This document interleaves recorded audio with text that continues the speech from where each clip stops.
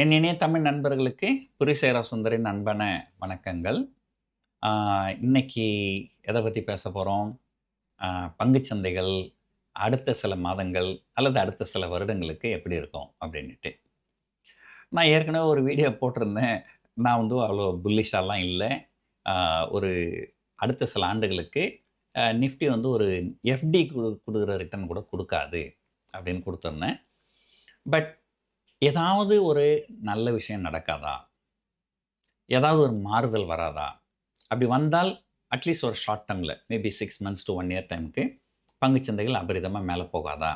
அப்படின்றது தான் நிறைய பேருடைய எதிர்பார்ப்பு. ஸோ அது ஏதாவது நடக்குதா? அதோடைய இம்பேக்ட்லாம் எப்படி இருக்கும்? அப்படிங்கிறத பற்றி பேச போகிறேன். இந்த வீடியோ ரொம்ப ரொம்ப ரொம்ப லாங்காக இருக்கும். அதனால் போர் அடிச்சிடும். அதனால் இதை பகுதி பகுதியாக பிரித்து ஒரு 3-4 வீடியோவாக போடலாம் அப்படின்னு பிளான் பண்ணிக்கிறேன். ஸோ இதுதான் எபிசோட் 1 அப்படின்னு வச்சுப்போமே. சரி, இப்போ நேரடியாக விஷயத்துக்கு வரும்.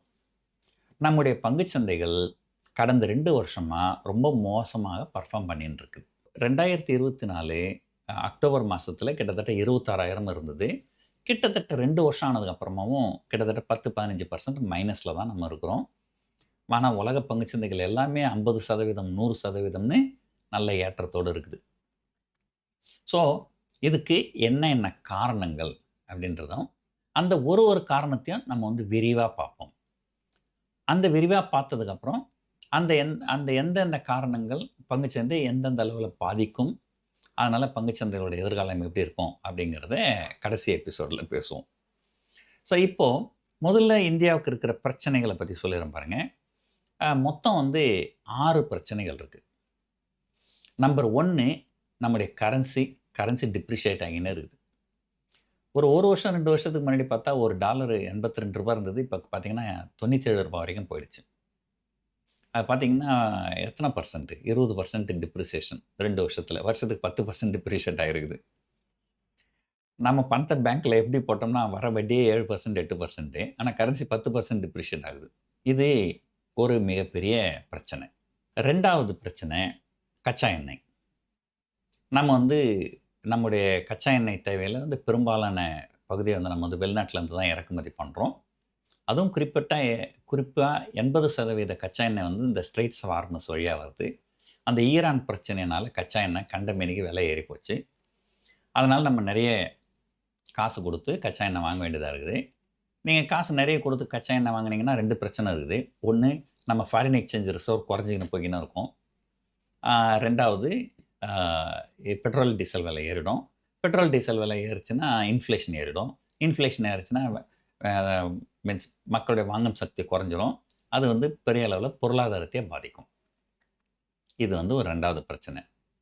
3வது பிரச்சனை, நம்முடைய பங்குச்சந்தைகள் வந்து எப்பயுமே வந்து ஒரு ஹை வேல்யூவேஷனில் தான் ட்ரேட் நடக்கும். ஏன்னா நம்ம இது அப்படி ஒரு கெத்து. ஆனால் இப்போ கொஞ்ச நாளாக என்னாச்சு, எந்த கெத்தும் இல்லை. வெளிநாட்டினர்லாம் என்ன பண்ணுறாங்க, எதுக்கு இங்கே இவ்வளோ ப்ரீமியம் வேல்யூவேஷன் கொடுத்து நம்ம இங்கே முதலீடு பண்ணணும், மற்ற நாட்டில் வந்து சீப்பாகவே கிடைக்குது அப்படின்னு சொல்லிட்டு கண்ட மெனிக்கு இங்கே பங்குகளை விற்றுட்டு அந்த பணத்தை வெளிநாட்டு பங்குச்சந்தைகளில் போய் முதலீடு பண்ணுறாங்க. இதனால் எஃப்ஐஐ செல்லிங் வந்து தொடர்ந்து அதிகரிச்சுன்னு வருது. ஸோ இதுவும் ஒரு முக்கியமான காரணம் பங்குச்சந்தைகள் சரியாக பர்ஃபார்ம் பண்ணறதுக்கு. அடுத்தது 4வது, இப்போ பொதுவாக உங்ககிட்ட கொஞ்சம் காசு இருக்குன்னு வச்சுப்போமே, உங்கள் கையில் காசு இருக்கிற காலகட்டத்தில் எது நல்லா இருக்குது? ரியல் எஸ்டேட் நல்லா இருக்குதா? அதில் போடுவீங்க. கோல்டு நல்லா இருக்குதா? அதில் போடுவீங்க. சில்வர் நல்லா இருக்குதா? அதில் போடுவீங்க. ஷேர் மார்க்கெட் நல்லா இருக்குதா? அதில் போடுவீங்க. ஸோ அந்த காலகட்டத்தில் எந்த அசட் கிளாஸ் நல்லா இருக்கோ அதில் தான் முதலீடு பண்ணுவீங்க. அப்படி பார்த்தீங்கன்னா கடந்த சில ஆண்டுகளாக உலகம் முழுக்க ரொம்ப சூப்பராக விலை ஏறின்னு இருக்கிறது இந்த ஆர்டிஃபிஷியல் இன்டெலிஜென்ஸு அல்லது செமிகண்டக்டர் இண்டஸ்ட்ரி தான். ஆனால் நம்ம நாட்டில் அந்த மாதிரி ஸ்டாக் எதுவுமே கிடையாது. அதனால் வெளிநாட்டுலலாம் இங்கே பங்குகளை விற்றுட்டு நேராக கொண்டு போய் அந்த மாதிரி பங்குகள் எந்தெந்த நாட்டில் இருக்குதோ அதில் தான் முதலீடு பண்ணுறாங்க. இது வந்து தைவான்லேயும் சவுத் கொரியாலையும் இந்த மாதிரி பங்குகள் அதிகம். அதனால தான் நிறைய பணம் அங்கே போய் அங்கெல்லாம் பங்குச்சந்தைகள் 2 மடங்கு 3 மடங்குன்னு ஏறிடுச்சு. ஆனால் நம்ம இன்னமும் மைனஸில் தான் உட்காந்துட்டுருக்குறோம். ஸோ இது வந்து ஒரு ஆர்டிஃபிஷியல் இன்டெலிஜென்ஸ் கிரேஸ். ஸோ நம்ம ருப்பி டிப்ரிசியேஷன், க்ரூட் ஆயில் பிரச்சனை, high valuation and artificial intelligence grace. இதுக்கப்புறம் 5வது ரெகுலேட்டரி ஃப்ரேம்வொர்க். செபியில் அடிக்கடி ரூல்ஸை மாற்றிக்கினே இருக்கிறாங்க. முதல்ல ஃபஸ்ட்டு வீக்லி எக்ஸ்பைரின்ற கான்செப்ட் இல்லாமல் இருந்தது. அதுக்கப்புறம் first bank Nifty weekly expiry கொண்டு வந்தாங்க. அப்புறம் நிஃப்டி வீக்லி எக்ஸ்பைரி கொண்டு வந்தாங்க. அப்புறம் mid cap Nifty weekly expiry கொண்டு வந்தாங்க. அப்புறம் ஃபின் நிஃப்டி வீக்லி எக்ஸ்பைரி கொண்டு வந்தாங்க. அப்புறம் சென்செக்ஸ் வீக்லி எக்ஸ்பைரி கொண்டு வந்தாங்க.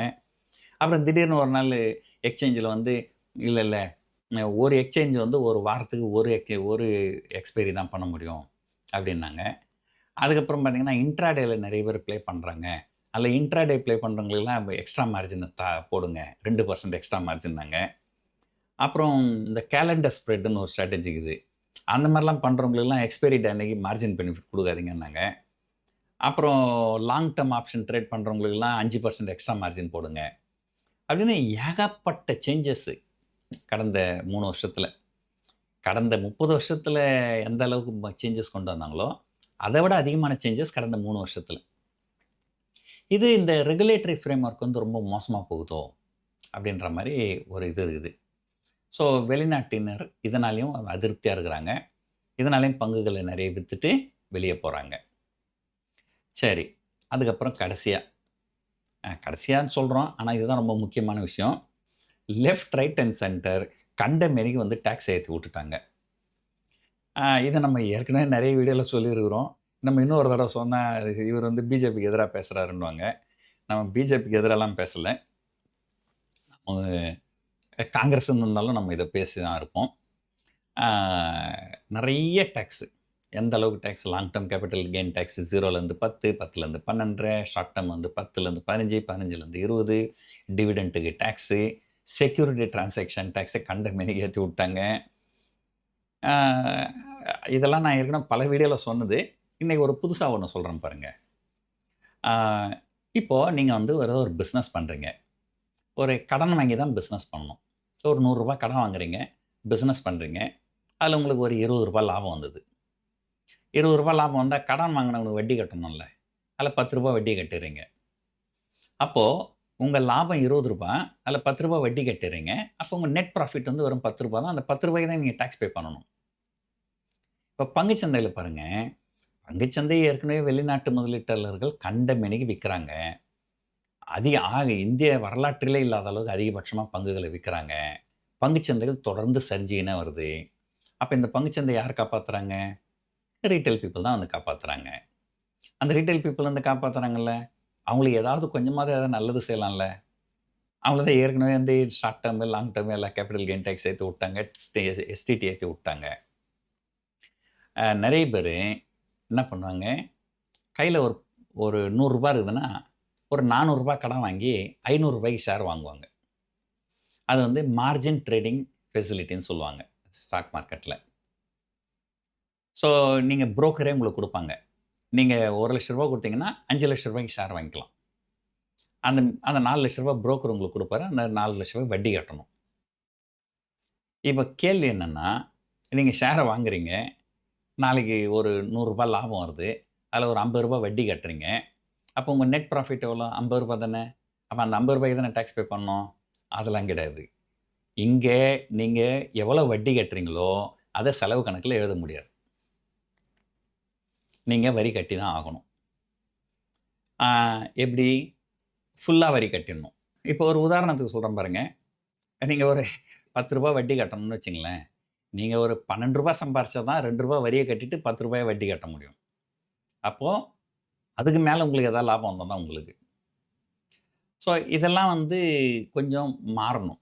இந்த டாக்ஸேஷன், ஹை டாக்ஸேஷனும் வெளிநாட்டு முதலீட்டாளர்கள் நம்ம பங்குச்சந்தை மேலே நம்பிக்கை இழக்கிறதுக்கு ஒரு முக்கியமான காரணமாக இருக்குது. ஸோ 6 காரணங்கள் சொல்லியிருக்கிறேன்.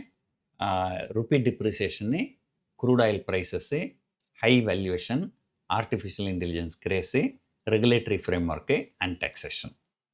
ஸோ இதுக்கே கொஞ்சம் நிறைய டைம் ஆகிடுச்சு. நம்ம இந்த 6 விஷயத்தை பற்றியும் ஒரு எபிசோடில் தனித்தனியாக நம்ம டிஸ்கஸ் பண்ணுவோம் அடுத்த சில நாட்களில். இந்த வீடியோ உங்களுக்கு ரொம்ப பிடிச்சிருக்குன்னு நினைக்கிறேன். இவ்வளோ நேரம் பொறுமையாக பார்த்ததுக்கு நன்றி, வணக்கம்.